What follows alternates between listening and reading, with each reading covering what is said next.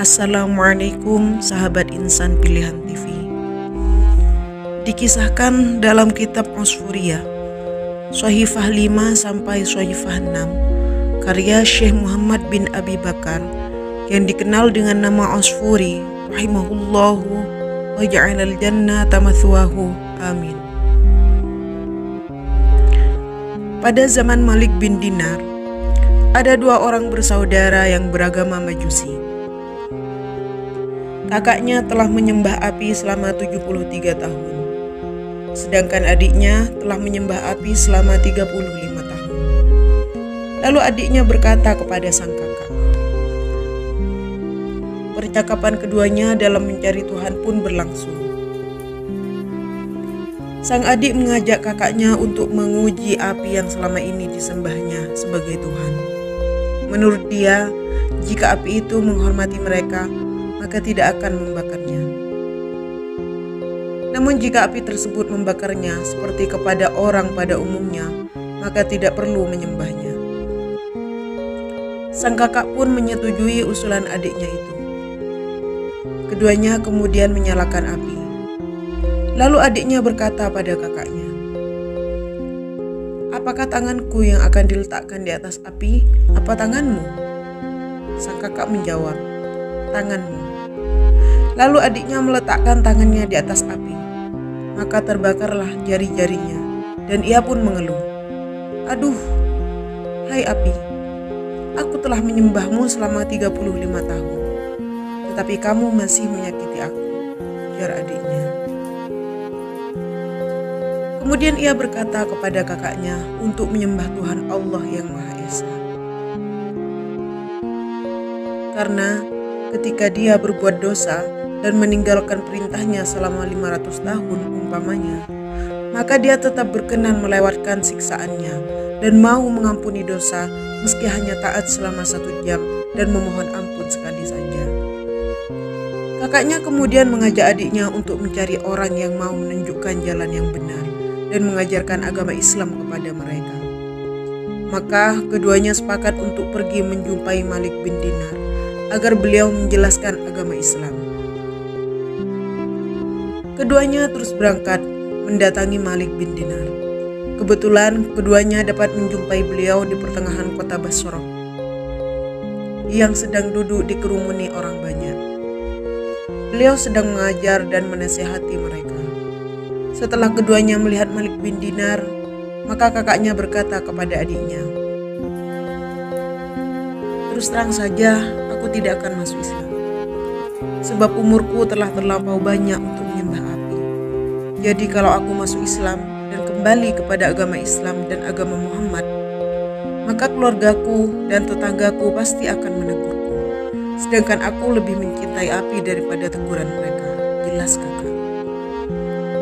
Adiknya pun melarang kakaknya untuk kembali menyembah api. Dia berusaha meyakinkan kakaknya teguran itu hanya bersifat sementara, sedangkan api neraka lebih kekal. Namun kakaknya tidak memperdulikan saran adiknya. Ternyata kakaknya pulang kembali dan tidak mau masuk Islam. Akhirnya keduanya berpisah. Adiknya beserta anak-anak dan istrinya lalu datang ke majelis dan mendengarkan nasihat Malik bin Dinar. Mereka ikut duduk menunggu selesainya Malik bin Dinar mengajar. Seusai beliau mengajar, lalu orang muda tadi berdiri di hadapan Malik bin Dinar sambil menceritakan keadaannya selama menyembah api dan meminta agar beliau memberikan petunjuk-petunjuk agama Islam kepadanya beserta anak dan istrinya. Malik bin Dinar memberikan petunjuk-petunjuk agama Islam kepadanya. Akhirnya mereka memeluk agama Islam. Jemaah yang hadir di majelis kemudian menangis semuanya karena merasa senang dan terharu. Ketika ia akan pulang, maka Malik bin Dinar berkata, "Engkau tetap di sini dulu. Akan saya mintakan derma dari sahabat-sahabatku untuk mencukupi kebutuhanmu sekeluarga." Pemuda tersebut menjawab bahwa dia tidak akan menjual agama dengan harta dunia. Kemudian dia dan keluarganya pergi ke tempat yang sepi. Kebetulan di situ ada rumah yang baru sekali dibangun lalu ia tinggal di dalamnya. Pada pagi harinya, istrinya meminta suaminya untuk pergi ke pasar dan mencari pekerjaan, sehingga dia bisa mendapatkan upah untuk membeli makanan. Ia lalu pergi ke pasar, tetapi tidak ada seorang pun yang memberikan buruhan dan upah kepadanya. Maka ia pun berkata kepada dirinya, "Kalau begini, aku akan bekerja pada Allah."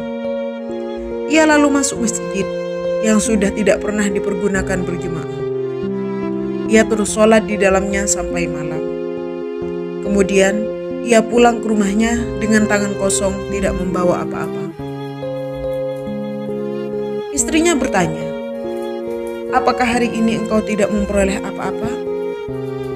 Ia menjawab, "Hai istriku, hari ini aku bekerja pada seorang raja, tetapi dia belum memberikan sesuatu kepadaku. Semoga besok pagi dia akan memberi kepadaku." Jadi semalam mereka kelaparan. Pagi harinya ia pergi lagi ke pasar, tetapi juga tidak mendapat pekerjaan. Ia terus pergi ke masjid lagi dan melakukan sholat sampai malam karena Allah. Kemudian ia pulang ke rumahnya juga dengan tangan kosong, tidak membawa apa-apa.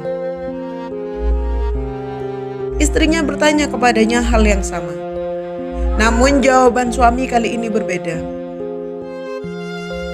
"Hari ini aku bekerja kepada seorang raja seperti yang aku kerjakan kemarin. Semoga dia akan memberikan upah besok pagi, yaitu hari Jumat." Jadi anak dan istrinya tetap kelaparan. Setelah pagi, yaitu hari Jumat, ia pergi ke pasar lagi, juga tidak memperoleh pekerjaan.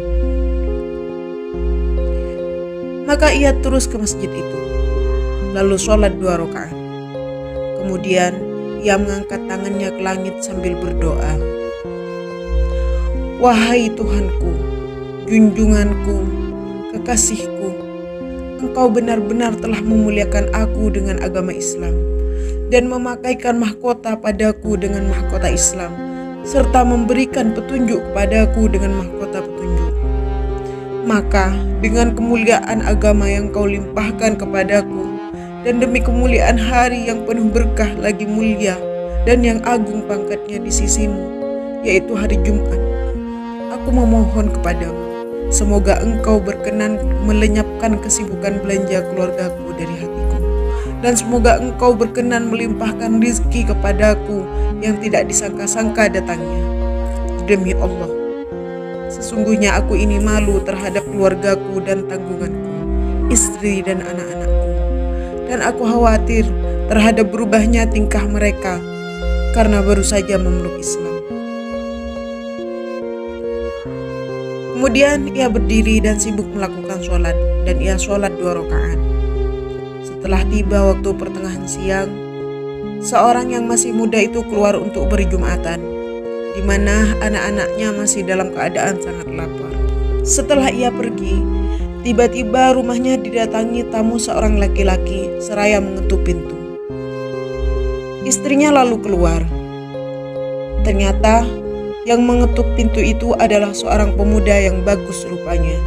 Tangannya menggenggam uang emas yang dibungkus dengan sapu tangan. Tamu itu lalu berkata kepada wanita itu, "Ambillah bungkusan ini dan katakan kepada suamimu bahwa ini adalah upah kerjanya selama 2 hari. Dan hendaklah ia menambah pekerjaannya, nanti upah juga akan saya tambah. Terutama tambahan pekerjaan pada hari Jumat ini. Karena sesungguhnya amal sedikit pada hari Jumat ini menurut Raja yang Maha Kuasa dianggap banyak." Wanita itu lalu mengambil bungkusannya. Setelah dibuka, ternyata berisi uang 1000 dinar. Dan ia hanya mengambil 1 dinar. Lalu ia bawa kepada tukang rial yang beragama Nasrani. Tukang rial itu lalu menimbang uangnya. Setiap 1 miskol, ternyata bobotnya bertambah 2 miskol. Setelah ia melihat capnya, ternyata bukan dinar dunia. Jadi tukang rial itu tahu bahwa uang dinar itu merupakan hadiah dari akhirat. Maka ia bertanya pada wanita itu, "Dari mana engkau mendapatkan dinar ini?" Lalu wanita tadi menceritakan semua pekerjaan yang dilakukan suaminya, mulai awal sampai akhir.